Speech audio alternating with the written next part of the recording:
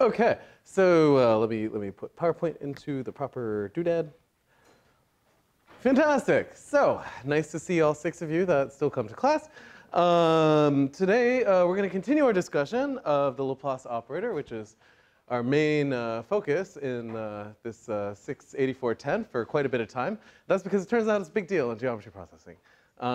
So basically, our story up till now is that we've kind of done this funny reduction of shape analysis to linear algebra, right? So we went from a piece of geometry to this thing that inputs functions on that geometry and outputs their second derivative, minus that, I guess, right? This is the Laplacian. And essentially what we argued was that the Laplace operator is involved in all kinds of interesting differential equation, and moreover, its eigenvalues and eigenvectors tell you a lot about a shape, right? So by the way, there's this phrase that you hear a lot in geometry. They talk about like operator-based geometry, analysis and operator-based geometry processing. It's kind of weird to think about because like an operator is somehow very intangible. But really what they mean is like the spectral information hiding in that operator, like its eigenvalues and eigenvectors tell you a lot about a shape. So far, we have defined Laplace operator on far too many domains, right? Our last 2 lectures, we did the line, we did a region in the plane, then we did a graph, and then we kind of suggested how you might do it on a surface, right? All kinds of different Laplace operators. And they all have the same like kind of set of properties, right? Like they were positive, semi-definite, symmetric in the sense that they're like self-adjoint, like the inner product of Laplace F with G is the same as the inner product of Laplace G and F. And so on, yeah? So that's all fine and good, but most of the objects that we defined in the last 2 lectures are not things we could actually do computation with, right? They're like infinite dimensional objects on like a smooth manifold or something like that. So in today's lecture, we're going to talk about how people go about discretizing this thing. In particular, we're going to go back to triangle meshes and derive an extremely famous matrix, which you've already derived twice in this class, once on your homework and once in lecture, which is the cotangent Laplacian operator. And we're going to see that we'll start with yet another starting point, and we're going to end up at the same thing again. This is like one of these, like all roads lead to Rome kind of scenarios. Like somehow this one matrix discretization of Laplace operator just shows up no matter where your starting point is. It's kind of magic that way. And in fact, there are other ways that we'll see in this class later on that also will lead you to the same Laplace operator, somehow unavoidable. It's kind of interesting that way. Okay? So, here's a tiny amount of review. So far, at least when I'm on a manifold like a curved surface, I can think of the Laplacian as a thing that inputs a function f, like in C infinity if I'm being lazy about the number of derivatives I'm allowed to take, and then outputs Laplace f, which is some other function, which is also differentiable, which is minus the sum of its second derivatives, minus div of grad, or any of the other many other definitions that we've motivated so far. Okay? And so we'd like to do some version of this when we're presented not with a smooth object, but with like a triangle mesh. And we already saw one version of that in the previous lecture, right? We derived Laplacian operators on graphs. And indeed, what we'll see is that essentially the Laplacian that we'll derive on a triangulated surface is nothing more than a graph Laplacian with very, very carefully chosen edge weights in some sense, right? In some sense, by the way, any matrix whose rows sum to 0 is a Laplacian matrix that is positive definite. And this is one example of that. Okay, and we had all kinds of different definitions. For example, we talked about the wave equation and defining Laplacian this way. But the reality is, if I present you with a triangle mesh and a function represented as one value per vertex of that mesh, and I ask you to actually compute the Laplacian, and you start Googling for formulas for it, notice that like we kind of sneakily avoided writing down a formula in our last lecture for Laplacian on the curved thing. We suggested how you might go about it, but we didn't actually do it, and that's because it's ugly. So for example, I think if you open Wikipedia page, you get presented with this mess, where here the g's are the, you like take a local parametrization, the g is the metric, so it's like the dot product matrix. We've got the square root of the determinant of the metric in there, different partial derivatives of our map, and so on. This is not an easy thing to discretize. And moreover, on a triangle mesh, arguably you couldn't discretize this formula because notice there are 2 different derivatives here, and triangle meshes we know only have 1, right? They're piecewise flat. So that feels problematic. So to put it differently, again, it's just the same story that we had when we were studying curvature, right? Like Laplacian is a differential operator. Once I take derivatives of things, And unfortunately for us, we're on this structure where we don't have that many derivatives at our disposal. We only have one, right? We can take a gradient of a function on a triangle mesh. We'll see that. But beyond that, it's really not clear how to take a second derivative. Right? The same way, like when we computed curvature, that was a problem, right? Curvature was a second derivative quantity, but on this triangle mesh, curvature is like 0, infinity, 0, infinity, until we went back and kind of redefined or looked at integrated quantities. And in fact, the integrated quantity picture that we talked about before is going to be exactly how we go about making some kind of discretized Laplacian object. We're going to take lots of integrals today. Okay, so that's our high-level picture. Now, there are many, many ways to get Laplacians on discrete surfaces, and they do not agree. This is just like the same no free lunch story that we've seen in a lot of areas. In fact, there's a famous paper in geometry processing called Discrete Laplacian Operators, No Free Lunch, which goes through different ways to derive and different matrices you get, and shows that they like necessarily cannot be the same matrix. Like if I want a Laplacian with properties A, B, and C, then I cannot have property D, something like that. So I encourage you to give that one a read. It's a good one for your reading assignment for this course. Today, sort of paralleling and suggesting some themes in scientific computing, we're going to show how you can approximate Laplace operators using the first order Galerkin finite element method. Yeah? This is a good phrase you can throw around. You can use it at bars. And essentially, this is sort of one of the most common techniques for taking a partial differential equation on a curved domain of some sort, like our triangle mesh, and actually making it work when we have a finite number of degrees of freedom. I just want to note that this is just one of many, many approaches. So later on, time depending, like I'm talking too much this semester, so I don't know if we'll hit discrete exterior calculus in any meaningful way, but if we do, we'll see that you can get a Laplacian out of that too. Lots of different ways to do this. A lot of ways to skin a cat, as they say. Now, what do you think is going to be our main trick for accessing Laplacian? Well, if you go back to the previous lecture, we foreshadowed it about 78 different ways, which is that there's a link between Laplacian, which is the second derivative object, and then this inner product of first derivatives, right? And basically, what did we do over and over in the previous lecture? We started with some formula involving Laplacian. We set up an integral, and we integrated by parts, like every single time, right? This is just the pattern over and over and over again. And indeed, that's going to be what we use today. So as a bit of a reminder, here's our integration by parts formula. Some of you are looking suspicious because there's a plus there, but remember that Laplacian is minus div of grad, which is why this formula is correct. But this is going to be basically the formula that we'll have to our rescue, because like I suggested before, you know, surfaces, like the represented as triangle meshes, do not have two derivatives at their disposal. But we can define a gradient of a function. We'll see that in a minute.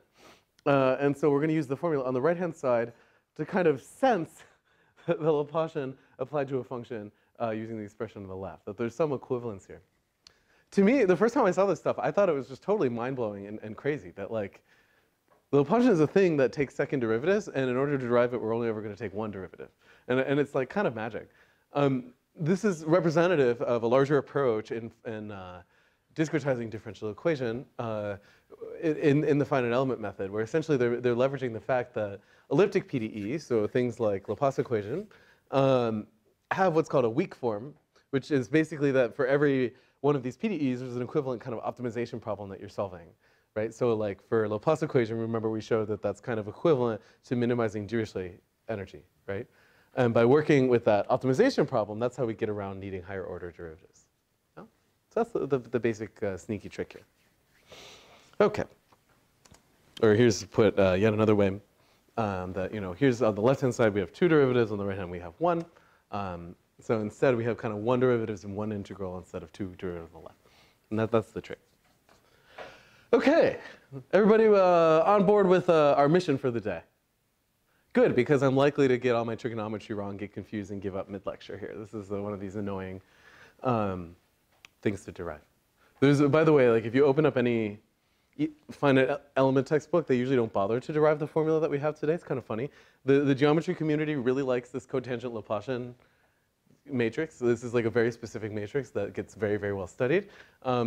In finite element community, they could care less. It's just like a way to discretize an operator. And so like they don't spend a bunch of time like very carefully writing down the formula for these matrices. They just kind of know that they exist and use like quadrature to compute them in practice. This is a very, very, very big community difference. Okay, so here's what we're going to go over today. No big deal. But let's maybe walk through it a little bit more slowly on the board. And basically, our goal is going to be to develop machinery for solving PDE. For example, Laplace f equals g, right, on a triangulated surface. And so we have to make a couple sort of decisions here. One is we have to figure out how to represent f and g, right? And so far we've already talked about representing functions on surfaces. Remember, we kind of decided like probably one value per vertex is a reasonable thing to do. And then we can linearly interpolate the function from the vertices to the insides of the triangles, just the same way that you do in rendering in computer graphics, right? You just literally use barycentric coordinate to fill in the values in the inside. Yep. And in geometry and in PDE, we call this piecewise linear discretization, because restricted to every triangle, your function is linear looking. Affine, really, because it can be shifted, but yeah, same difference. Okay? So let's say I want to solve Laplace f equals g. Okay, so we have our favorite formula here. Sanity check here. What's known and what's not known. Like the input here would be g and the output would be f, right? Just to remember. Okay?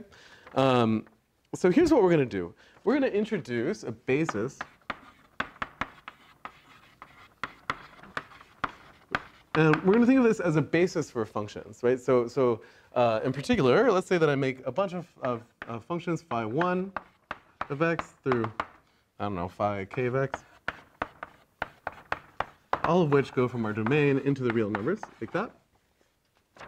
So for instance, a totally reasonable basis here might be for every vertex of my triangle mesh, I take psi to be the function that's 1 on one vertex, 0 on all of its neighbors, and kind of linearly goes from one to the other. Anybody know what this basis is called? Rhymes with flat. Also, cat. Hat basis. Thank you, Leticia. This is called a hat basis because it's like if you plotted this as a height function, it would look kind of like a little hat, a little party hat. Nothing? Okay, so where's the eraser?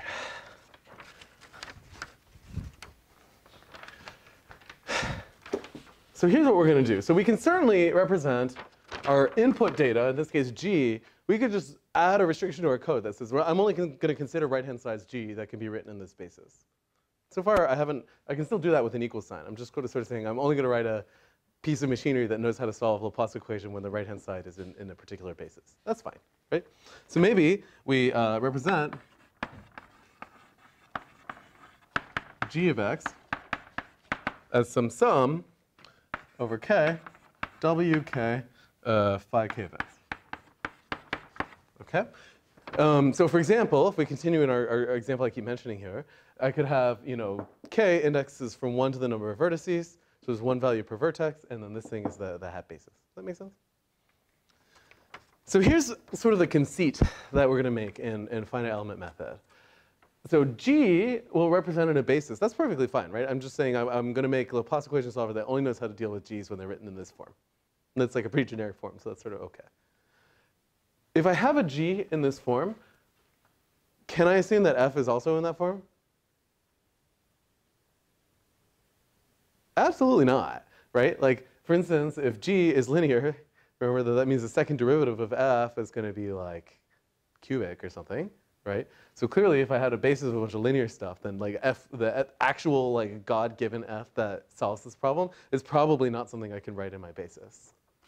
But I can approximate it, right? I can say we're going to approximate,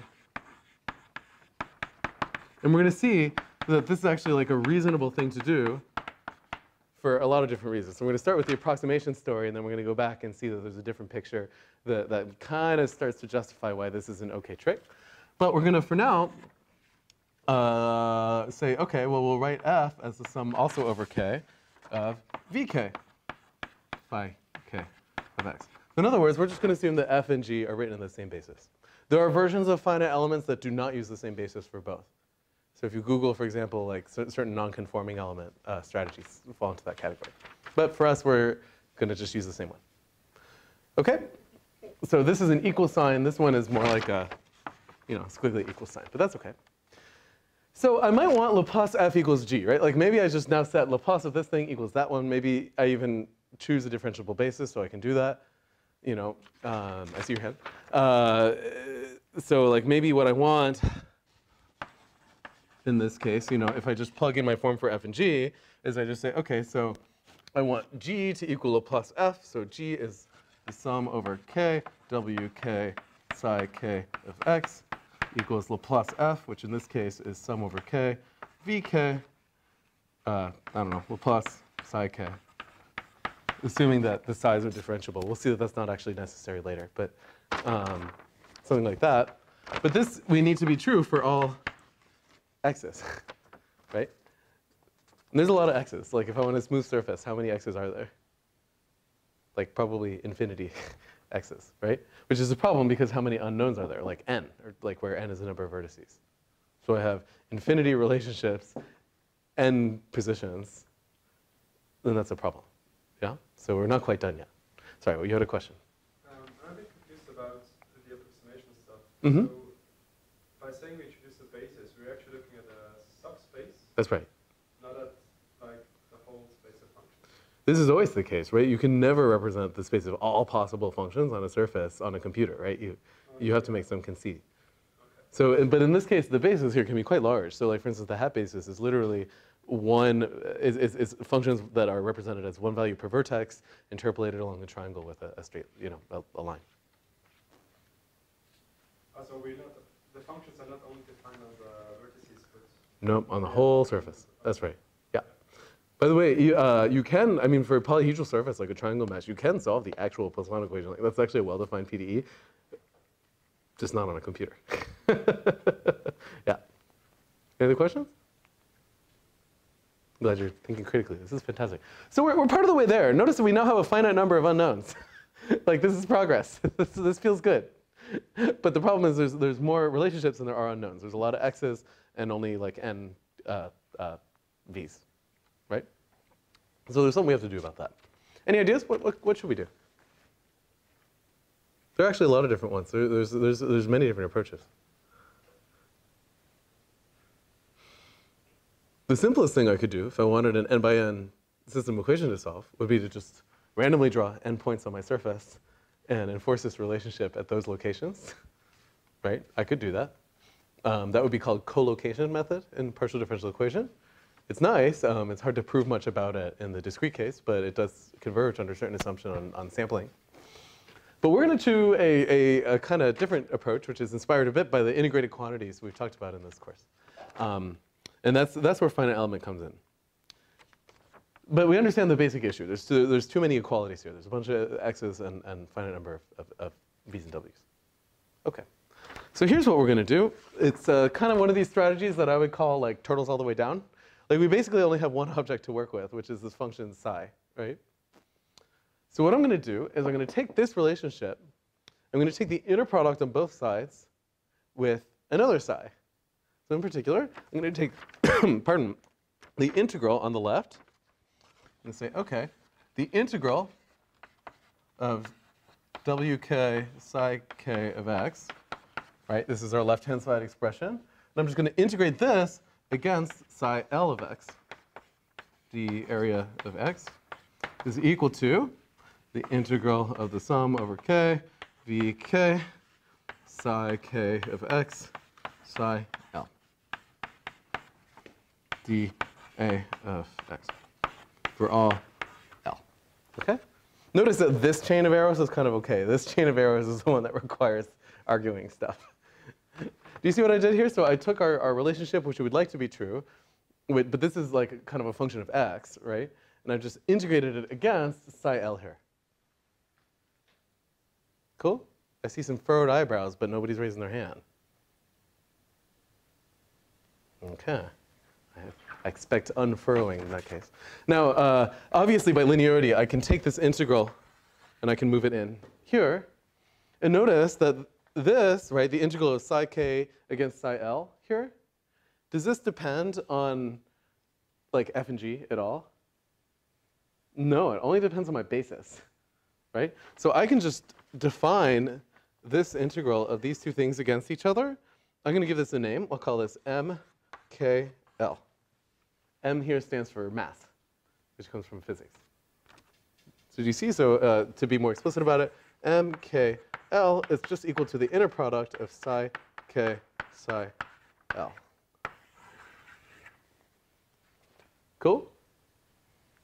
All right, and similarly, I'm sorry, I forgot a Laplace here. Yeah, like that. So I can take this inner product of the Laplacian of psi k against psi l. That's some other number, right? And I can just give this a name. I'm going to call this L, K, L, right? And then the one kind of nice observation that we suggested on the previous slide is remember that this is the same as the inner product of the gradient of psi k and the gradient of psi l. So I didn't actually need a Laplacian here, right? So basically, this ugly expression boils down to something quite simple. It's m times w equals L times v. That's it, right? This is a linear algebra, like a matrix expression. And this is something I can solve on a computer. So let's review what we did here. We took the original problem that we wanted to solve, like Laplace f equals g. Right? We said, OK, we need to make a conceit here, because we're on a computer. We can't do every possible function in the world.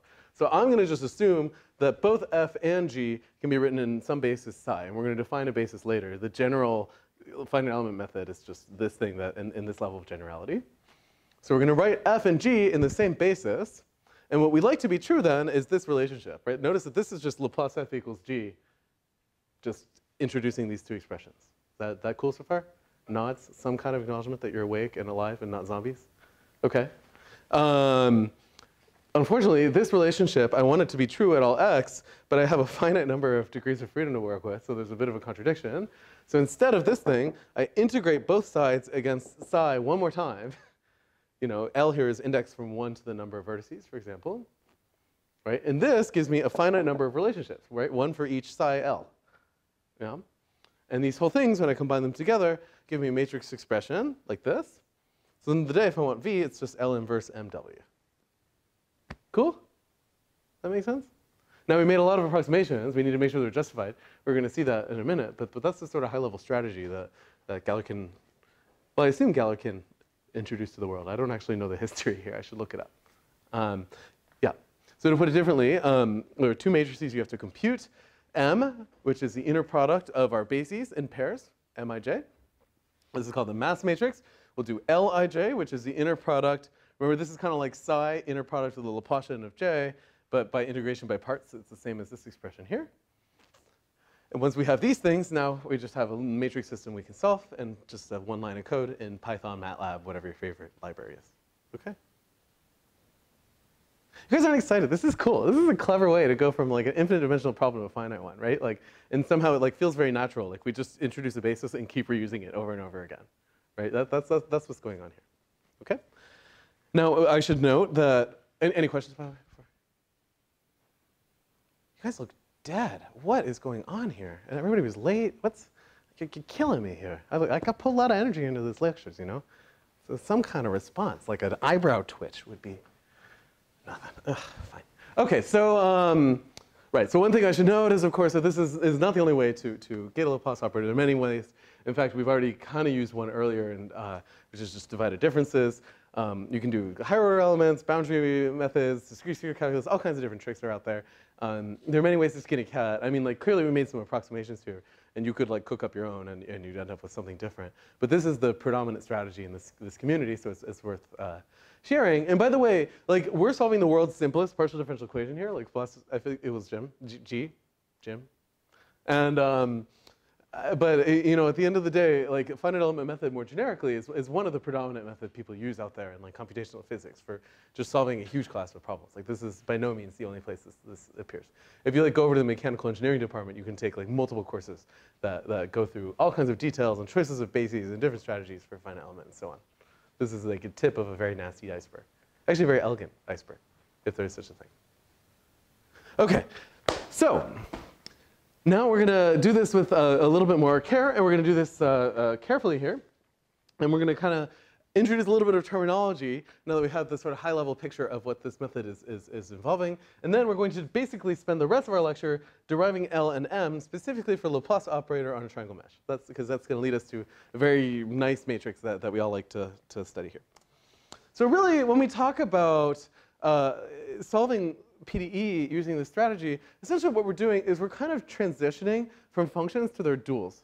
So here when I say a dual, What I mean is for every function from some domain into the real numbers, there exists an operator, so like this is LF for every function f, which is the thing that inputs another function g and gives us the product of f and g kind of integrated. Now I remember like the first time I took analysis class in undergrad, like this feels like totally tautological, like why the heck would I ever do this? And in some sense you wouldn't be wrong. Like this is just a really complicated way of encoding a function, right? Is storing it in this weird thing that inputs other functions and multiplies them together. But essentially, the reason that we do that is basically the one thing that we keep doing in this course is integrating by parts, right? And notice we're going to have access to integration by parts here, but we don't have it in that original representation. Now, of course, if I have access, let's say that for some reason I give you a piece of code that just knows how to evaluate L. It just like keeps taking functions and gives you the inner products.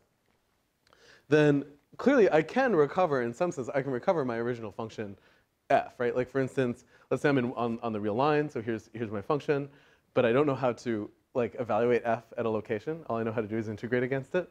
This is a weird universe, admittedly. But if I wanted to get like f of x, like I could draw a little box around x, you know, and integrate from a to b by just taking its inner product with the box function here.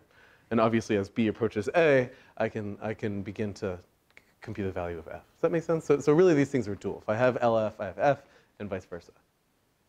Cool. But here's the thing. Like, let's say that I want to apply the Laplace operator to a function, right? Then maybe in this weird representation, right? So I don't want to sense the function v anymore. I want to sense the function Laplace of v. Then we're going to see the same proof we've seen about 82 times in the last like 72 hours here, right? Then how would I do it? Well, in principle, I could do this, right? But in fact, if I want to kind of sense the Laplacian of v, I can do that without ever computing a second derivative, thanks to integration by parts. That's the sort of magic here. This is really sneaky, right? And so this is a way to like evaluate second derivatives without ever actually computing them. Notice that that's a little bit of a lie. Like if you go back to this previous slide, like what would I do to actually compute the value here? Well, I'd integrate here and divide by b minus a, which is somehow kind of feels like computing another derivative. So there's no free lunch, but it is true that you can at least sense like the integral of the Laplacian in different regions without computing a second derivative. Yeah, Marcel. Yeah, that was basically. Yeah, gotcha. Okay, so that's our basic setup here. This is just more terminology to justify the picture we've already kind of sketched. Okay, so in general, the Galerkin kind of finite element method here, basically you just choose one of each. There's a space of functions, like how we're going to represent f and g. There's a space of test functions, which are like the things you integrate against. They don't have to be the same. You probably want the number of them to be the same, so you get a square matrix, but even that is debatable. You could imagine like a least squares version of this thing. And then, you know, if you kind of follow this little formula here, what you end up with is just like a linear system of equations to solve to approximate the solution of our problem. Does that picture make sense? I'm repeating it many times because it's not intuitive the first time you see it, I think. No, we're on our laptops, our phones, we're quiet, we don't all that. Okay. Right, so to go back to our basis from before, the basis we're going to work with extensively in this class, and specifically in today's lecture, is the first order finite element method, which uses this hat basis. Now we can see, it looks like a hat. See, look at that hat. So essentially, every hat basis function is 1 on one vertex of your mesh, 0 on all the other vertices, and is just kind of affine interpolated, right? So this is exactly like if you know, Phong shading or whatever on a triangle mesh, you know, in your graphics pipeline, this is the basis you'd use. Yep. Yeah. Does this make sense as a basis for functions? And everybody agrees that at least away from the edges, this thing has one derivative, right? Like you can see this thing has a gradient, and moreover that gradient is constant in every triangle because it's linear. Cool? Cool. All right. So really, when we talk about representing a function on a triangle mesh, at least until recently, by the way, people just in the last couple of years have revisited this picture, and they've said like, well, what if I want a quadratic function for every triangle? That's something called higher order elements. My colleague Daniele Pinozzo at NYU has all kinds of really cool papers that use this kind of machinery. But this picture remains the same. It's just that these integrals get a lot uglier. In any event, like if I do this in first order FEM, then I take my function f, and I'm just going to assume it can be written in this kind of way, right? So now, every time I want an unknown function, I don't really compute like a continuum object, I compute like a bunch of FV values here, one value per vertex. Okay. All right. So what do we need to like work with this funny linear operator that integrates against Laplace of f? Well, here's our favorite relationship here. Here I've omitted the boundary term, so maybe I'm working on like a closed surface or something. Doing the boundary term is no problem. I'm just lazy and slides are small. So what do we have? So f and g here, let's say that I wrote f and g in the hat basis. So then, right, so if f and g are in the hat basis, so you can think of those as like kind of one value per vertex, linearly interpolated on the triangles, then what are grad f and grad g? Like, how should I think about those things? 0 and 1 inside the, like 1 near the vertex. Not quite. So remember, so the way we're going to think of the hat basis is like if I restrict it to a single triangle, right, then I have some values like A, B, C, right?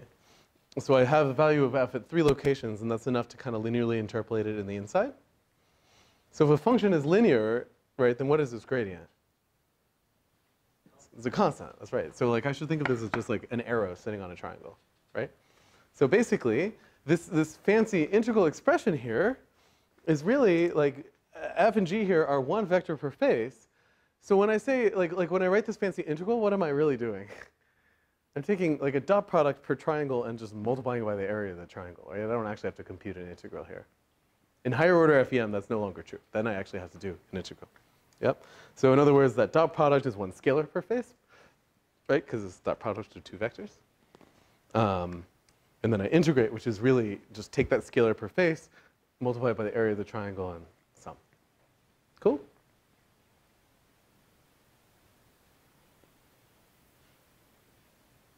Okay. So that's our high-level picture. Now, essentially what we're going to do for the rest of lecture here is we're going to actually do this calculation, and we're going to see that there's a really pretty formula for this thing. And that pretty formula is one you've actually already seen in this class. It's one of these, you know, like no matter how hard you try, you know, they always pull you back in. You always end up back at the cotangent Laplace operator. Oh, I gave it away. Okay. So here's going to be our plan of attack. We're going to compute this operator on a single triangle first, and then we're going to kind of sum over the whole mesh. Remember, we actually need two matrices. This is a subtlety that I think people forget until they actually try to solve the Poisson equation, and they remember they need it. That you need not just L, but you also need M. Remember, that's the inner product of the size. We're going to probably skip over the derivation of M because we'll see that common practice uses a hack that does not actually compute the M that I just motivated. They have a euphemism for it. They call it lumping. But actually, if you read the literature, there's very little out there that justifies that that's okay. Okay. Although it feels okay, that's for sure. All right, so let's do our calculation here. So here's going to be where we start. We got a hat function on a single triangle, which is a complicated way of saying that I have a triangle sitting somewhere. We'll just do it on the plane for now. It's not going to matter if it's on a curved surface yet, because there's no curvature on one triangle. So I've got a hat function on a triangle, which means it's basically a function which is 1 at one vertex, 0 on the others 2, and it's just linearly interpolated between these things. Cool? Cool. Okay. So let's reproduce. Oh, I forgot. I had in my notes yet another way to justify finite element method. Do we want to do that before or after we calculate this? Do this calculation. I wrote it down today because I thought it would be fun. All right. Do you mind if we rewind for just a minute before we start doing this big ugly calculation? Because I'm bad at time management. Okay. A question you might ask. See, this is why I should put everything in the slides. But then the people, you know, at home that don't watch this stuff, I wouldn't punish them, and that wouldn't be any fun. Okay. Right. So here's our picture here. I think a reasonable question that you should ask, and I'm kind of surprised you guys didn't, because you usually hold me honest in this class, is like, why is this justified? Like, are there any results out there that say that this solution has anything to do with the solution that I started with? The theory out there is very, very is very well understood. People have studied this approach for a long time. The high-level story is like, yes, this is a convergence strategy, but you need lots of assumptions on like what your basis looks like and making sure that they converge to a basis for like actual functions on your domain. You could imagine a universe, like for example, on a triangle mesh, if you like got smaller and smaller triangles, but they got really, really slivery, that maybe that would somehow be a bad basis for functions, no matter how small they got. And that is a problem. That's something you have to worry about. There's another way to kind of understand this strategy that I think is useful to mention, despite the fact that I completely forgot until I got halfway through cotangent Laplacian. I'm sorry. And that's the following, which is sort of a variational perspective. Notice that, again, this class basically only has like 2 math tricks, so we keep using it, right? We've already integrated by parts, so we've used one of our math tricks. The only other one we know how to do is variational calculus, so we might as well give that a try. And indeed, that is yet another way to understand this strategy here and get an equivalent system of equations. So I thought I'd spend just a minute doing that, because this will show that somehow what we're doing is like kind of an overestimate of the smooth problem, which kind of suggests how you might go about justifying convergence here. So here's a fun fact. Let's say that I solve the following variational problem. So I'm looking for a function f, which minimizes the following: the Dirichlet energy of f minus f times g, df. Right? So I'm given a function g, and I want to find a function f that balances smoothness and its inner product with g. Does this problem make sense? Now, in our previous lecture, we actually already showed like the continuous solution to this problem. Remember, we took the first variation, and what did we show? Even if you weren't in the previous lecture and you're not following anything I'm saying at all, there's basically only one PDE on the board, so you can probably guess what it is. Yes? Laplacian is 0. Not quite. In this case, Laplace of f is equal to g, because I have a second term here. But close. Yeah. So this leads to the solution f that satisfies Laplace f equals g. It would be 0 if this term were here. OK, so in some sense, there's this equivalence between optimization problems and certain elliptic PDE. And this is something that's very general. It's basically like if you started with this problem, you could have kind of integrated by parts backward and found the equivalent problem here. Yeah? But this perspective actually makes that kind of basis picture a little bit more comfortable, I think. In particular, we could do exactly the same thing, right? We could, now it's perfectly kosher to, with an equal sign, say, what is my input data? It's g, right? So I'm going to say that, like, just like before, I'm going to write g is equal to sum of wk phi k. This is my input data, so I can just restrict that. That's fine. But now I could say, find me the f. I forget what letter I used. Vk.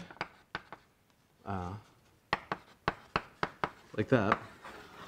And I could say, I'm going to find the f that can be written in this basis that minimizes this energy. And notice that in that problem, I don't have to make an approximation. Does that make sense? Like up here, there's like a squiggly equal sign. Like I can't really plug in f and g in the Laplace equation. But I can just say like, among the f's that can be written this way, find me the one that minimizes this energy. Notice that I've in effect added a constraint on f, right? Like I'm no longer looking at all possible f's, only the f's that satisfy this expression. So if you think about it, what happens to the optimal value of this minimization problem? Of the basis version versus the original? This is a little tricky. Yeah? It's an upper bound. Does that make sense? Because I've restricted the set of f's. So this problem, as I've written it here, has a big space of f's. The problem, once I put in this form, has a smaller space of s to work with. So the minimization problem is like harder to solve. Yeah?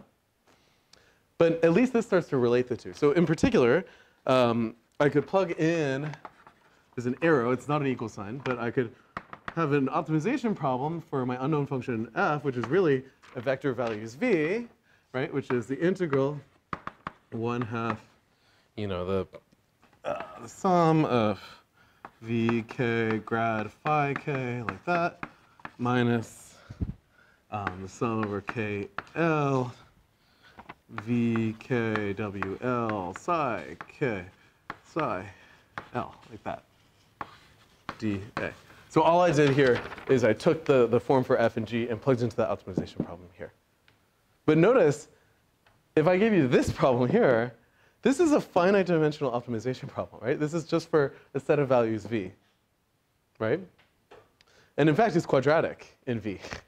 Yeah, this is a very easy problem to solve. And in fact, one thing that you'll find if you kind of work through it, if you expand the square here, I think that we're not going to do because I'm tired of writing on the board at the moment, is that this problem is exactly min over v of 1/2 v transpose LV minus v transpose W, where L and oh, oops, there should be an M there, sorry. Where v and m are exactly the ones defined here. You can kind of eyeball that that's going to happen if you expand the square and the sum. Does that make sense? What is the solution of this optimization problem? I could, even if you ignored everything on the board, you don't remember anything about variational calculus or PDE or anything, this is just a matrix problem, right? This is just minimizing quadratic energy. Not eigenvalue quite, because I've got the second term here, and there's no constraint. Yeah, it's exactly the same linear system of equations. This is LV equals M W. Just a linear system. So to me, I think actually this picture is somehow feels better for finite elements than the one up here. Like up here, we made a bunch of approximations and we kind of waved our arms around. This one, like our colleague mentioned here, is exactly kind of showing that the calculation we're doing is somehow upper bounding the minimization problem that we started with, right? Like we plugged in a basis for f and g, and we solved the same optimization problem. We've just kind of added a constraint. And so somehow, from this perspective, it's still hard to justify convergence of the solution to the true one, but at least you can kind of, now it's easy to see, for example, if you took your phi basis and you kind of added more basis vectors to it, that your solution would get better, right? Like that much appears to be true from this expression, yeah? And I think if you read the theory of finite elements, they usually start with this picture here. Does that make sense? I'm just giving you like 100 different ways to derive this method because chances are only one of them will stick or resonate or whatever. It's an annoyingly complicated a little technique to get in your head. Okay, sorry for that little digression. Now we're going to go back to computing L and M for piecewise linear stuff on meshes. Cool? Cool. Thank you. Thank you for humoring me. I like that little calculation. I found it, by the way, there's a good textbook out there. It's by Brenner and something. It says finite elements. It says FEM on the cover. There's like little vector fields inside the F, E, and the E. And it's very cute. And all of this stuff is just borrowed from there. I encourage you to take a look. It's a really nice book. You could borrow mine, but my student Maz took it, and he says he doesn't have it. But he does. I have it posted now. OK. Right. So here's our picture. Sorry for a nonlinear lecture today. So, but the good news is we've got linear triangles. So we've got a triangle, and we've got a function with 3 values, 1 per vertex. And because we're working with a hat function, that value is 1, 0, and 0. OK? And moreover, we know that there's a constant gradient throughout this triangle. We've repeated it 100 times, so even if you can't remember the reason, you probably remember that fact. OK, so now we're going to derive a few relationships that are going to be kind of useful. I almost said useless, but that would be a problem. Useful. Is it OK if I erase the board? OK.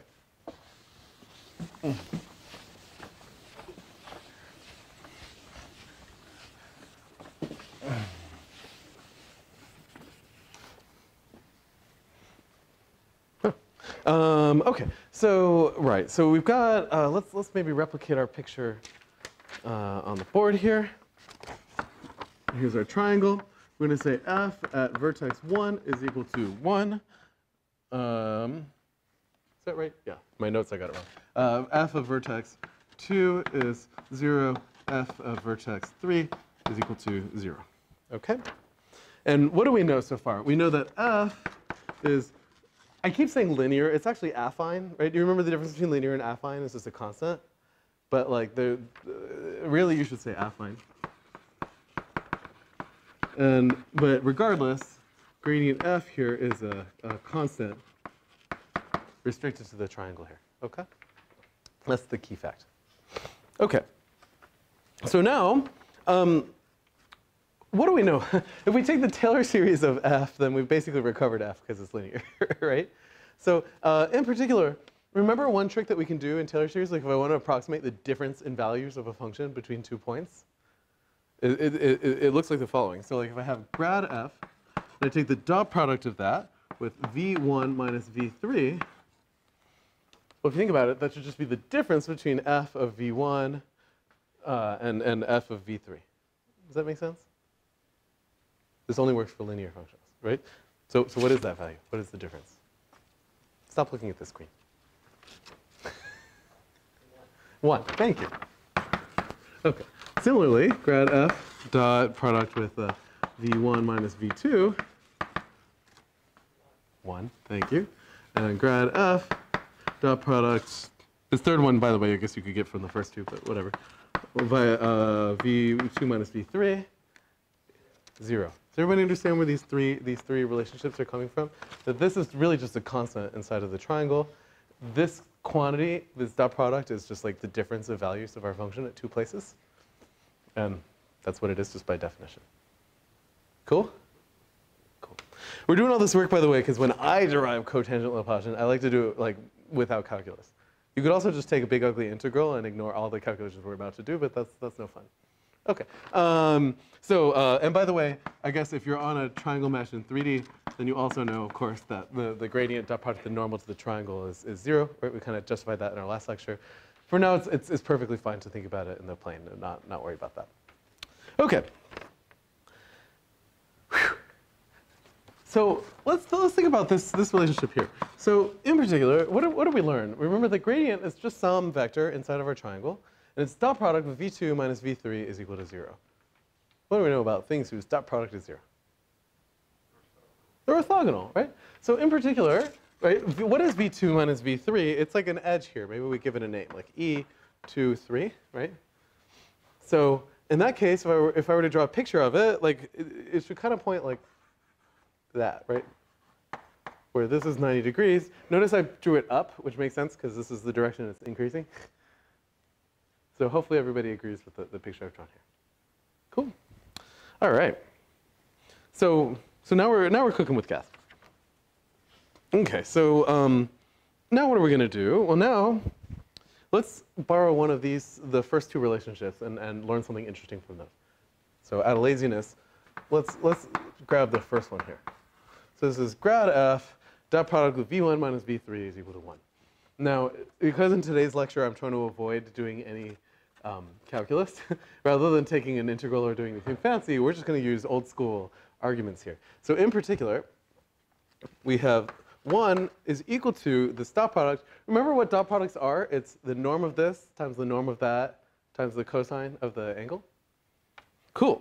So we've got that 1 is equal to the norm of grad f times the length of the edge. So let's see, this is v1, v3, this guy here. So let's maybe, oops. No, yeah, that's me. Let's give that a name like L3, just for fun. And then we have cosine. Now the question is cosine of what angle? So it's between grad f and v1 minus v3. So that's like this vector here, right? So if I kind of took grad f and put it there, that would be right. Does that make sense? So it's cosine of like this angle. We have to be a little careful here. That's a weird angle to work with. So instead, let's work with this one, theta 3. So it's really cosine of pi over 2 minus theta 3. Does that make sense? It'll just complement you. Okay? And what is cosine of pi over 2 minus something? Remember your identities? Sine, that's right. So this is really mod grad f L3 sine theta 3. By the way, again, there's like many ways to skin a cat. There are many ways to get to the formulas we're writing down. This is just the one that I worked out in my notes. Okay? Everybody with me so far? Fantastic. Okay, so let's factor this expression a little bit differently. So in particular, we're going to isolate the norm of grad f. So here we've got norm of grad f is equal to 1 over L3 sine theta 3, like that. Okay? Now, here's a kind of fun thing that we can do on our triangle. Remember the area is equal to 1/2 times the base times the height. We're going to use all our favorite formulas here. So let's draw a height vector which conveniently we can kind of think of as just a continuation of the gradient, right? Because we know the gradient is perpendicular to the bottom. Yeah. So let's give this thing, but it might not have the same length as grad f. So we'll give it a length called h. Okay. So L3 sine of theta 3. Let's do our right triangles real quick. So we got a right angle here. We got a theta 3 here. Got an L3 there.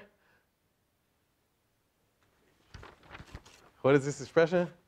H. That's right. So this is 1 over h. And you thought you were done with this stuff in high school. Okay, so this is thanks to our favorite right triangle identities so far.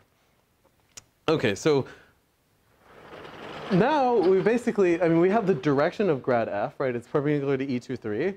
And we have the length of grad f, right? First, we're going to keep vacillating whether I want to write it on this board or like go to the next board. We're going to okay. So in particular, we know that grad f, well, I could take E23 and rotate it. So we're going to use this notation, E23 perp, like that, where E23 is just V3 minus V2. Okay? Divided by its norm. And then multiply it by the actual length times, right? So hopefully I'll agree this is an expression for the gradient. That makes sense? Cool. This is kind of ugly, right? But here's a formula that you may or may not remember. The area of the triangle is equal to 1/2 the length of the base, which in this case is E23, equivalently perp, times the height, right? Notice that's exactly what we have here.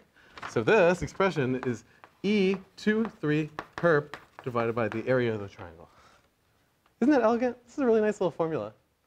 So again, if you need to take the gradient of a function that's linear on a triangle, you just take the opposite edge, you flip it, and you scale by 1 over area. Cool? That's the formula we showed so far. I love this stuff. This is really tidy. Okay. So let's see. I think I anticipated a few slides here. Yeah, so there's our formula. There's our thing here. Oh, oops. Wait, is there a 2 missing? Oh, yeah, because there's a 1/2. Sorry. Yeah. Right. Area is 1/2 base times height. There's a piano in the next room, and that's weirdly distracting. Okay. So now we're getting somewhere, right? So now at least we have the gradient. But remember, for finite element method, what do we have to do? We have to take 2 gradients and take their dot product and integrate. Yeah. So that's sort of our next task here. Like, in other words, we have this tidy little formula here. By the way, you might recall from your homework that, like, you remember you compute a gradient of area of a triangle mesh. You probably ended up with a very similar formula. That's not a mistake. In fact, you could probably use this to prove the other, because remember the integral of the constant function on a surface is exactly the area, right? Okay, but that's not what we actually need for today. Today, we want this thing on the right-hand side that I've put in this red box, right? We want the dot product of 2 of these gradients with each other. So that's our next task. So let's do that. This is the part of the argument that I traditionally, in the last 10 years of teaching this course, get wrong, and then we go back to the slides, and I just wave my arms at that. But we're going to try again. Okay. I studied this morning. I practiced on my board. Just for you, the 6 people that come here. Okay. And the one guy that watches on the internet and gets annoyed if I don't post quickly. Okay, so here's our triangle again. We've got V1, V2, and V3, like that. And we have this nice formula for the gradient of f. Again, it's E23 perp over 2a. Okay?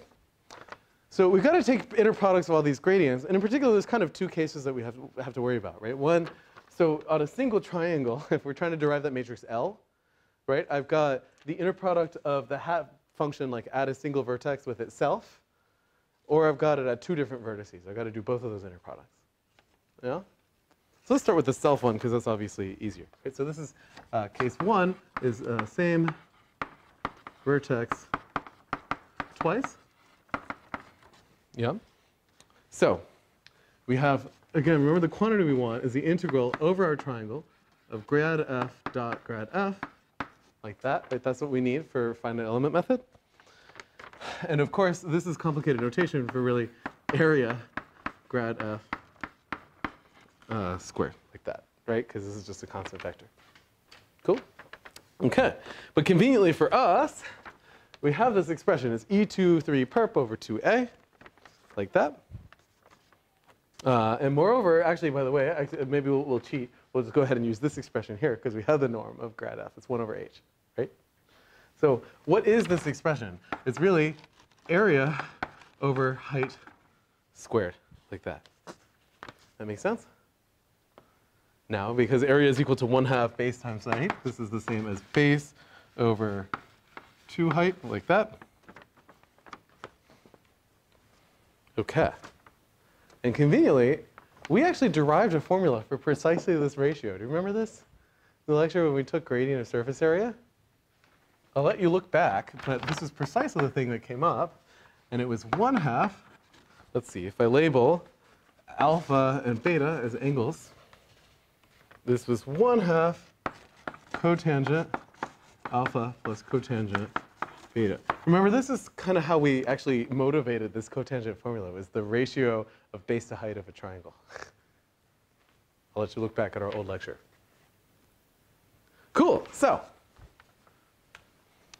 we did it right. We did one case right. We're good so far. Okay, so again, this is saying, you know, I have a hat function. Maybe it's 1 here, 0 here, 0 there, right? Then the inner product of that hat with itself is nothing more than 1/2 times the sum of the two cotangents.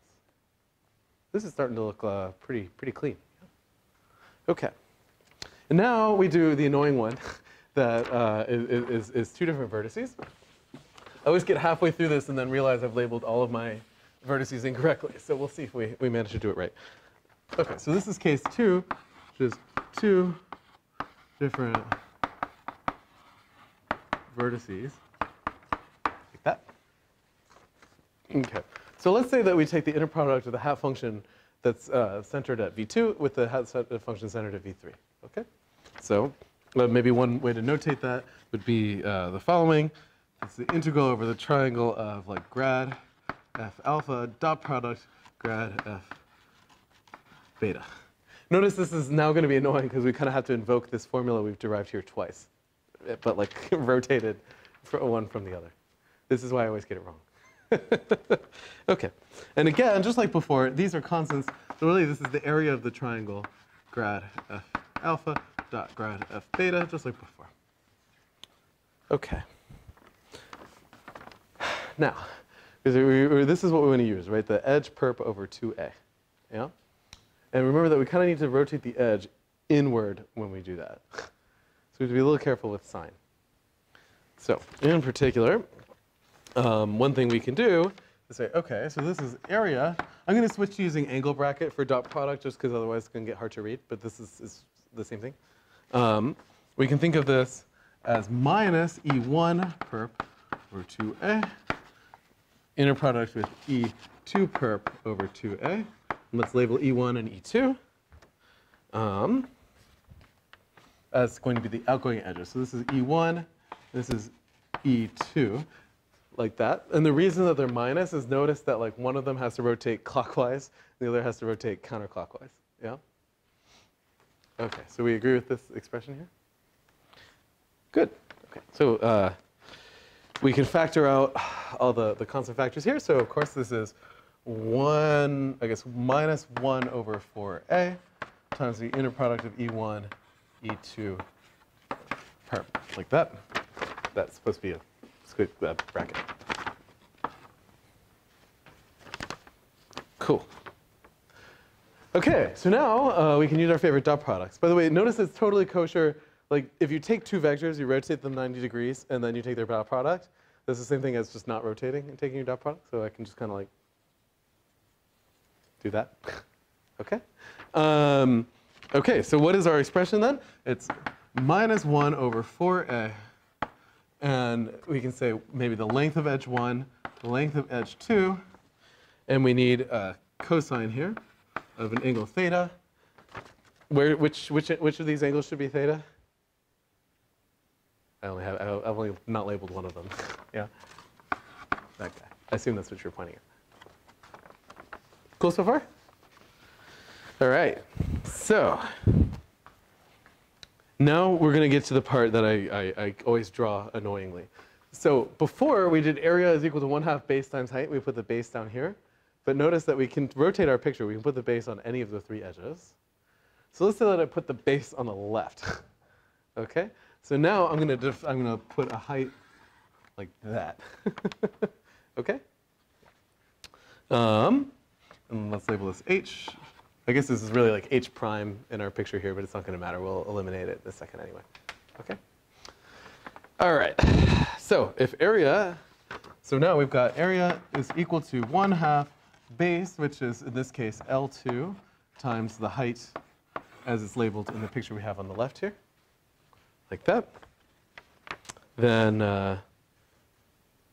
okay, I can substitute that in for A. Notice that I'll cancel a 2 and the 4, so I'll get a 1/2 here.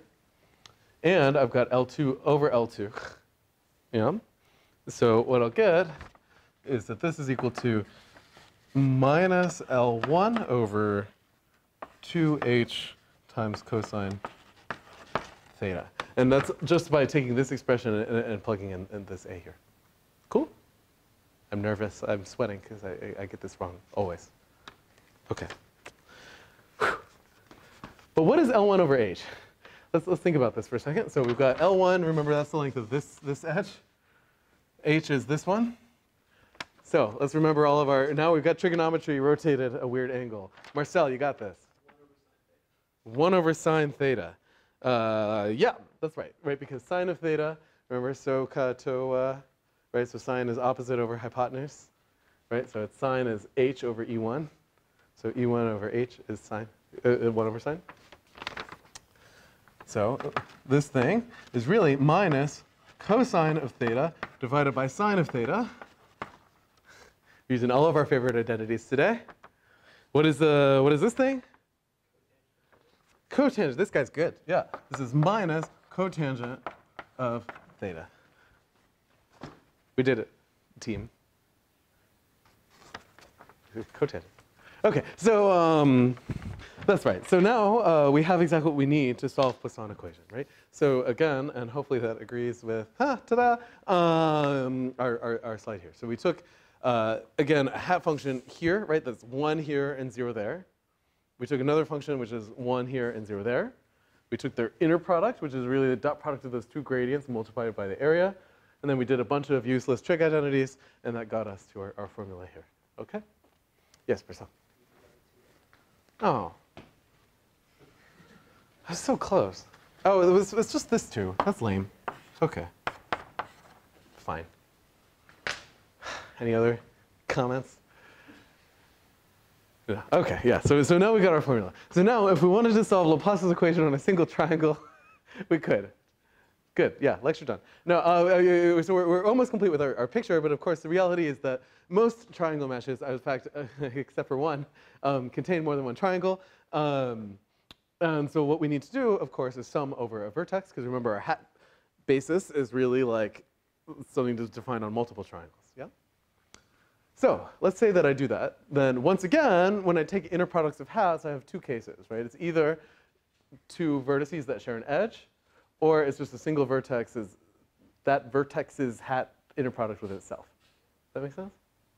So in the first case, what do I do? Well, I just take case 1, which I conveniently erased here. Remember that's this one here? So it's the sum of the opposite cotangents. And I just sum in the 1 ring of that vertex, right? So that's case 1 here, if I have grad P inner product with itself. That makes sense? So notice that this is just that expression summed over the 1 ring. The other one's a little bit more annoying to think about, but only mildly so. So let's say that I have 2 hat functions that share an edge, and I want to take their inner product. And then if you think about it, there's sort of 2 triangles that they overlap on. And so I get 1 cotangent term from the left triangle and 1 cotangent term from the right triangle. And if you look at your picture, notice that like here, remember we were doing the inner product of V2 and V3. And that gave us the cotangent of the opposite angle here. So if you look at it, that's exactly what's going on here. If I have hat function at P and Q, then I compute the cotangents of the angles that are kind of flipped from P and Q on the mesh. And that's going to be our value. Does that make sense? if you recall from our lecture when we were talking about taking gradient of surface area, it was precisely the same formula with precisely the same argument. Okay, so once again, what have we shown? Well, we've derived a very particular matrix. This is, its name is L. But a different name for this thing is the cotan Laplacian, the cotangent Laplacian. There's like a liquor store outside of my house that's called Contan Liquors, and it catches my eye every single time I drive to work. And essentially, this thing is just this calculation that we just did encoded in matrix form, right? So for every pair of vertices, it gives you the inner product of the hat function at that vertex and the other one, right? And hopefully we all agree, based on our derivation, that that's exactly what's on the slide here. Cool? Isn't that neat? Like this is, like it feels ugly. Like we started with like inner products of gradients, and then we ended with just like a very tidy trigonometric argument. Like we really didn't have to do any calculus at all. There's another way to do this calculation, which is the standard one in finite elements, where you choose what they call a reference triangle. Like you just choose a right triangle with two edges that have length 1. And you just do this calculation on that, and then you kind of multiply by a Jacobian to get to another one. That'll get you to the same place, but you have to take a determinant, and that's annoying, so I don't like that calculation. You do this one instead. Okay. So let's say I want to solve Poisson equation. I want to solve Laplace f equals g. Remember, we needed 2 ingredients, right? We needed a stiffness matrix and a mass matrix. Which of those 2 do we have so far? So the stiffness, right? So we're still missing something, right? We're still missing the mass matrix, right? So essentially, by the way, what we're really doing here is solving the weak form of PDE. We say if Laplace f equals g, then in particular the integral of Laplace f against any other function phi should equal the integral of g against any function phi. Notice this is like kind of what's motivating our argument here. Okay, so you're exactly right. We're missing the mass matrix. Here's another way to put it. So we have now, on the left-hand side, remember, we've taken f and written it in the hat basis. We've taken another hat. It's already in the hat basis. We can take their inner product, and we get exactly that matrix vector multiply that we had before. But what we're missing is the right-hand side. And the right-hand side is actually kind of annoying to compute. And why is that? Well, if you think about it, a hat function is linear, right? Now I'm not taking its gradient. Remember what the mass matrix is? It's just the inner products of the functions themselves. So if I've got 2 linear things and I multiply them together, what do I get? Quadratic. That's right.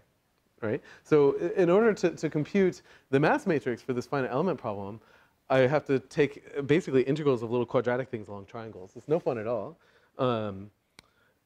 And so essentially that's a much more annoying calculation. And there's sort of 2 ways out of this. One is you just do the integral. This is something called, it's kind of funny that they give this the name and the other one they call finite elements. But if you actually do the integral, you call that consistent finite elements. Turns out this is actually uncommon in geometry processing. Or the other strategy is to just do even more approximation. So remember, our mass matrix is this guy. One thing to note, a common misconception, the true mass matrix for our problem is not diagonal. Do you see that? Because if I have 2 vertices that share an edge, their hat functions overlap, right? So when I take the inner product, I get a non-zero value. Yeah? So your instructor spent a lot of time in Mathematica, and and never found a clever way to do this argument by hand, by the way. It's just an annoying integral, unlike the cotan Laplacian. And this is the formula you get, which is actually pretty tidy. So it turns out that if you would like the true mass matrix for this first order finite element problem, now you have it. It's on the screen here. You're welcome. I saved you some time. And essentially what this thing is the area of the triangle over 6 down the diagonal, and area over 12 for things that share an edge. Fun fact. Right. Oh, sorry. So this is for a single triangle, and then you sum over the vertex to get the true one. Yeah. This is derived as exactly the same strategy we had here, just minus all the trigonometry and plus a bunch of integrals. But like the high level picture is the same. Now, if you look at this matrix, you'll notice it has a lot of weird properties, like this 1 over 6, 1 over 12 kind of fraction. If you actually work through it, kind of an interesting thing happens. If you take the sum of any row of this mass matrix, what you'll find is that it's equal to the area of your one ring, so like all the triangles that are adjacent to that vertex, divided by 3. Any reason intuitively why that should be the case?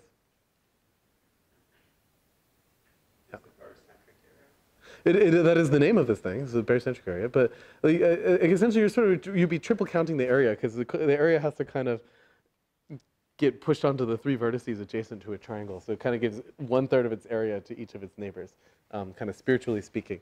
And in fact, if you take the sum of all of the elements of this matrix, you get the area of the surface.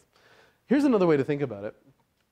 Let's say that I have a function f that I write in the hat basis, and I just take its integral over the surface. Right? So never mind, no inner products here. I just want to take the integral. Does that make sense? Of course, that's the same thing as the integral of my function f, so here I've written it in the hat basis, against another function, which is the number 1. Yeah?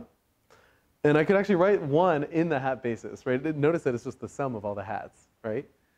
Because the hat is 1 at one vertex and 0 at all the others, so if I sum them all together, it's 1 at all the vertices. Does everybody agree this is the integral of f? Yeah? Cool. So now I pull my sum out of the integral, and notice what am I left with? Well, it's the integral of hk against hi, right? So this is the inner product. It's exactly the element of the mass matrix. So if I want the integral of a function, I multiply it by the mass matrix, and then I just sum. That's what we showed here. And so this suggests a common approximation of the mass matrix, which is what is typically used in practice. This is called mass lumping, and this goes back to this idea of Voronoi area, which is to say, okay, if I want to take the integral of a function on the surface, a different way that I might think about that is if I have the value at the vertices of the mesh, I'm going to keep drawing the same kind of picture here. So let's say that I have this value here, right? I've got a different value on every vertex. Kind of a reasonable approximation of the integral might be to like assign some region of the mesh like that to this vertex, just take the value here and multiply it by the area of that region. And that's exactly what's going on here. So in the lumped mass matrix, what you do is you say, rather than having m be that thing that I gave you before, I'm going to take all of its rows. I'm going to take each row of m, sum it up, and just put that sum along the diagonal. And at least it has the property that it still gives me some reasonable looking integral. Does this agree with the first order finite element picture? No, I have made an approximation. But diagonal matrices are nice. And that's essentially why people tend to use this.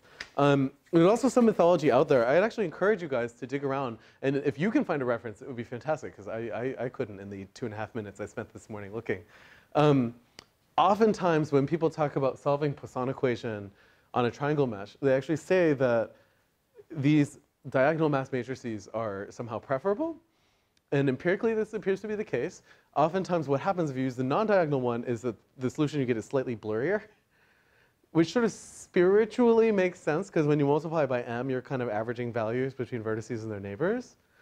But from the theory perspective, it's not so clear why that should happen. So if anybody can find an interesting reference that talks about the difference between these two things, I'd be curious to read it. I wouldn't know where to look.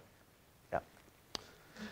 Yes? So mindful is trying to discretize m, but often what we really need is the inverse of m. So it makes sense to try to discretize that directly. Careful. Do you need the inverse of m? So actually, probably most problems you don't, right? Because remember that you have LV equals MW. The matrix you're inverting is actually the cotan Laplacian. It's the other one. Yeah, that's why you kind of get away with that.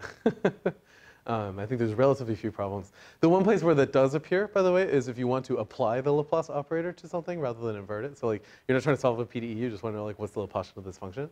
In that case, yeah, maybe. I don't know. I think that's relatively rare, except within an algorithm for inverting the Laplacian. But maybe there's an interesting reason to do that. I'd have to think about it. Obviously, if you lump your mass matrix, then approximating its inverse is quite easy. But maybe there's some other clever thing. I don't know. Yeah. Any other questions? Good. Right. So essentially, you know, in this mass matrix that I've given for you, one way to think about it is this: what we've said, the barycentric mass, where you kind of take every triangle, divide it in 3 to the barycenter. This is the average of the 3 vertices, and then just assign that area to the center vertex. That's sort of what the most typical mass lumping is going on. It's actually not the only one. So if you crack open, for example, this polygon mesh processing textbook, they give like 3 different mass matrices that are all slightly different.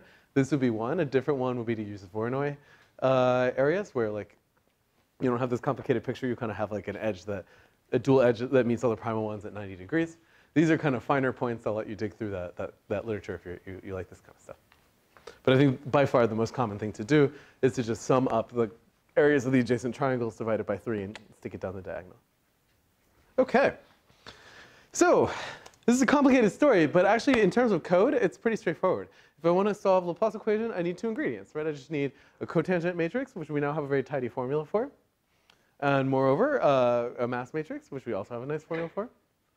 And I just take L inverse times M, and that's it. Yeah. So here's to put it differently, to go back to what we were saying to Anna before. If I'm trying to solve for V here, then the L would end up on the other side. Yeah. One thing that's important to know, I use the letter L. Is L a Laplacian? Not quite. L is kind of an integrated Laplacian, right? And so typically, if you want some version of an approximate like pointwise Laplacian, you think of it as kind of like M inverse times L, but that's actually not really justified here. It's like sort of averaged out. Yeah? This is just some numerical thing. Okay. Everybody get our picture so far? It's a nice picture. Like this is a very tidy formula. Okay. One thing that we have completely elided in today's lecture, many shapes have boundaries. And we have to be really careful because when we integrate by parts, you end up with an additional term, right? You end up with an integral over the boundary in addition to the one in the interior. The basic point in finite element is that this is not a big deal. You just have to be careful with this derivation we did here, and along the edges that are adjacent to the boundary, you need to be sure to include that second term. What we'll find is that there's of course 2 very common boundary conditions, Dirichlet and Neumann.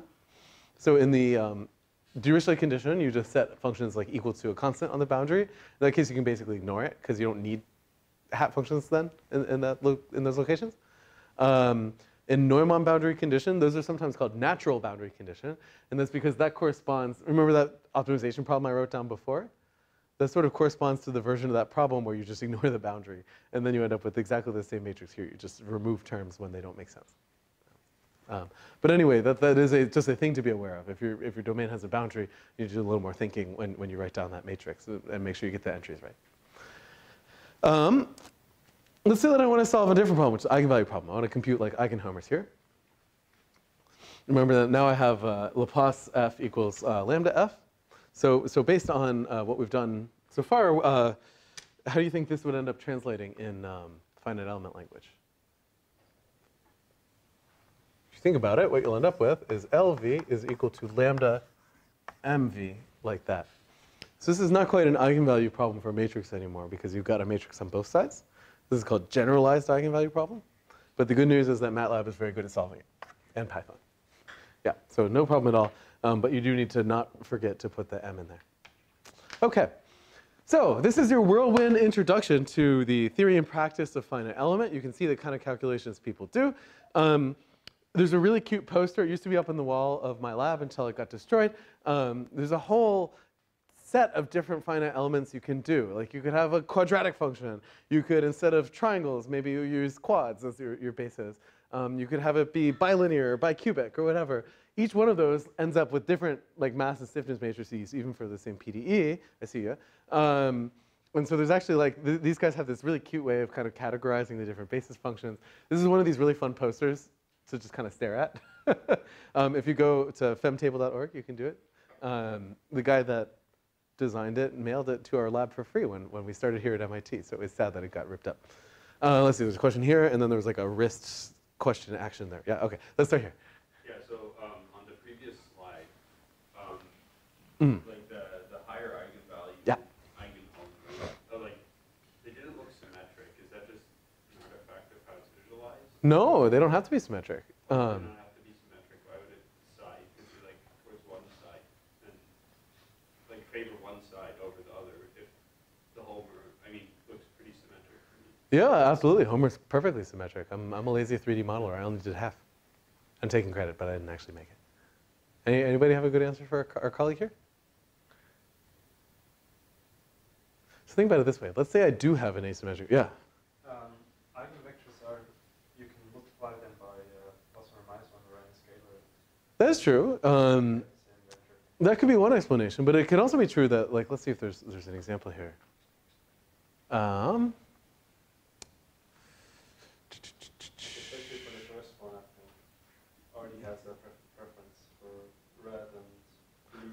Yeah. That's one way of putting it, but there actually are cases. Okay, so this I was looking for an example. Yeah, like here. How about eigenvector 9? This is a good one. So this thing is just. I think if I multiply this by -1, I won't. Well. That one is sort of symmetric. Yeah, actually it is. I was thinking more of like the 100 one. Yeah. Okay. So this is a good example. If I multiply this by -1, I won't get just like a flipped version of the same thing. I'll just get a different function. But to go to our colleague's question here, what does that imply? Well, this is a perfectly symmetric shape. It implies that there's a second eigenfunction where I just take all the values and I invert them, right? With the same eigenvalue. So what ends up happening in that case is you have a repeated eigenvalue.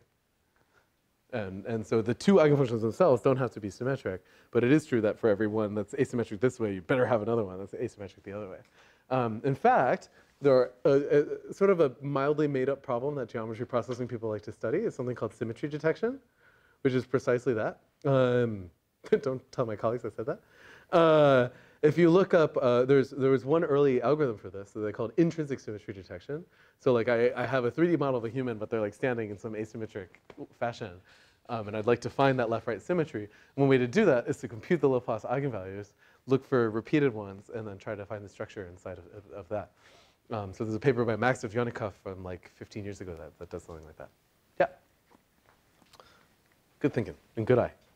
Incidentally, so today we spent our entire lecture. Yes, sorry. Just going back to the previous slide. Mm-hmm. You said in the beginning there was that paper, like, no free lunch for Laplacian. Yeah. Is there free lunch for a different basis? Almost certainly not. Yeah, I don't know offhand, but it's a good question. Yeah. I think it's more of a byproduct of using matrices than anything else. If you look at their proofs, they're very straightforward. There's nothing too complicated there. Although one of the free lunch properties is locality, and I suppose on a weird mesh that, or like, you know, like a higher order, that would be hard to think about. I have to come back to that. Yeah, Marcel. But as soon as you go to continuous space, there are free lunches, or what? Well, I mean, the free lunch is matching the continuous case, so sort of vacuously so. Yeah. Okay, one final thing to note. We spent a lot of time deriving a Laplacian from a very special structure, which is a triangle mesh. Obviously, this proof we've done here extends to like tetrahedral meshes and higher order stuff. In the machine learning literature, Laplacians are actually quite commonly used for tasks like embedding, but there you don't have the luxury of a combinatorial structure like a mesh. So there's a completely different formula that people tend to use. This goes back to Belkin and Yogi in 2003, and then there's a huge applied math community built around approximating these operators in different ways. It's in some sense actually a very simple operator. Between every pair of points on your point cloud here, you just compute a Gaussian, and that matrix up to some linear algebra is the Laplace matrix. It's kind of funny that this is a very simple approximation. In some previous offerings of this course, I've shown why this is a good approximation, and some I haven't. Is this a thing we'd like to hear about at the beginning of next lecture, or should we move on to the next topic? What do we vote? This is the most common Laplace matrix in learning application. Yes.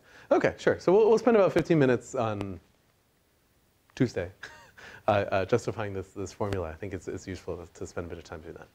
Then we will talk about applications, because now we have about 16 different ways to compute this thing. We should actually use it. Okay? So with that, have a lovely weekend. I will see you next week, I think. There's nothing. Yeah, there's no holiday. Yeah, so have a lovely weekend, and I'll see you soon.